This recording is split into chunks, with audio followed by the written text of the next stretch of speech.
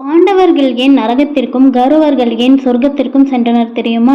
சொர்க்கத்தை அடைந்த தர்மர் தன் தம்பிகளையும் திரௌபதியும் தேடுறாரு. ஆனா அவங்க அங்க இல்ல. அதுக்கு பதிலாக துரியோதனனை தான் அங்க பாக்குறாங்க. இத பார்த்த உடனே தர்மர் யமதர்மர் கிட்ட என் தம்பிங்கெல்லாம் எங்க அப்படின்னு சொல்லி கேட்கும்போது யமதர்மர் என்ன சொல்றாங்கன்னா அவங்க நரகத்துல இருக்காங்க அப்படின்னு சொல்லிட்டு சொல்றாரு.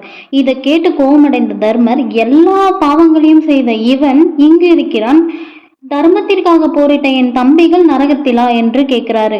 இதை கேட்டு தர்மர் என்ன சொல்றாருன்னா யமதர்மர், அதற்கு இவர்கள் இறந்தவர்கள் எல்லாமே கௌரவர்கள். குருட்சேத்திரத்துல இவர்கள் சத்திரிய தர்மத்தை கடைபிடித்ததால் இவர்கள் இங்கும், பாண்டவர் சிறு சிறு தவறுகளை புரிந்ததால் அவர்கள் நரகத்திலும் சிறிது காலம் அந்த தண்டனையை அனுபவித்த பின்பு சொர்க்கத்தை வந்து அடைவார்கள் அப்படின்னு சொல்லிட்டு தர்மராஜா சொல்றாரு. இதை கேட்கிற தர்மன், அப்போ நானும் நரகத்திற்கே செல்கிறேன் அப்படின்னு சொல்லிட்டு தர்மராஜா கிட்ட சொல்றாரு.